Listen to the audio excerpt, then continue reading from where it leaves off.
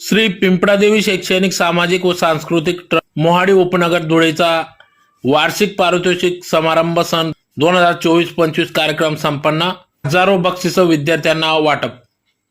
500हून अधिक विद्यार्थ्यांना बक्षीस वाटप। धुळे शहरातील श्री पिंपळादेवी शैक्षणिक सांस्कृतिक व सामाजिक ट्रस्ट मोहाडी उपनगरच्या माध्यमातून श्री पिंपळादेवी हायस्कूल माध्यमातून या ठिकाणी विद्यार्थ्यांना अतिशय मोलाचे असे शिक्षण सदर संस्थेच्या माध्यमातून विनायक बापूजी शिंदे हे उपलब्ध करून देत असून विद्यार्थ्यांना त्यांच्या कलागुणांना प्रोत्साहन मिळावे, त्यांना शिक्षण क्षेत्रात प्रोत्साहन मिळावे या उदात्त हेतूने सदर हा कार्यक्रम दरवर्षीप्रमाणे वार्षिक पारितोषिक कार्यक्रम समारंभ कार्यक्रम पार पडत असतो।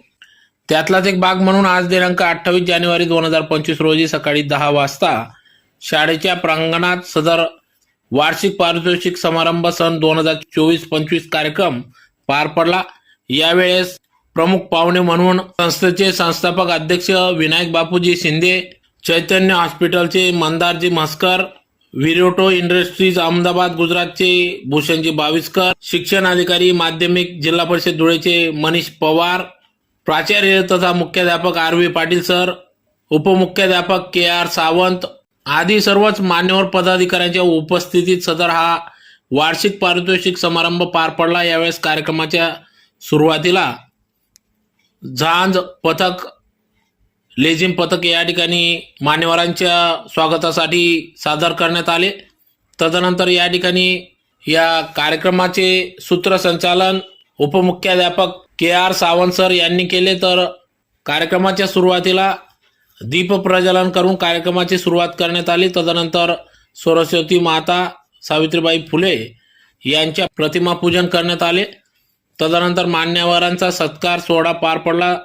त्यानंतर या ठिकाणी अहवालाचे वाचन प्राचार्य तथा मुख्याध्यापक आर.व्ही. पाटील सर यांनी केले। तर हस्तलिखित प्रकाशन विज्ञान संकल्पाचा या ठिकाणी प्रकाशन सोहळा पार पडला।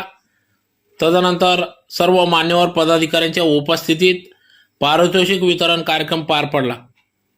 यावेळी मोठ्या संख्येने विद्यार्थ्यांनी विविध कला क्षेत्रात, क्रीडा क्षेत्रात आपल्या विविध स्पर्धांमध्ये सहभाग नोंदविल्याने त्यांनी सदर पारितोषिक मिळवले असून त्यात पारितोषिक वितरण कार्यक्रम या ठिकाणी पार पडला। यावेळेस विद्यार्थ्यांना त्यांना शिक्षणात वाव मिळावा, शिक्षण क्षेत्रात प्रोत्साहन मिळावे या उदात्त हेतूने दरवर्षी हा पारितोषिक कार्यक्रम पार पडत असतो। तर यावेळेस या कार्यक्रमाप्रसंगी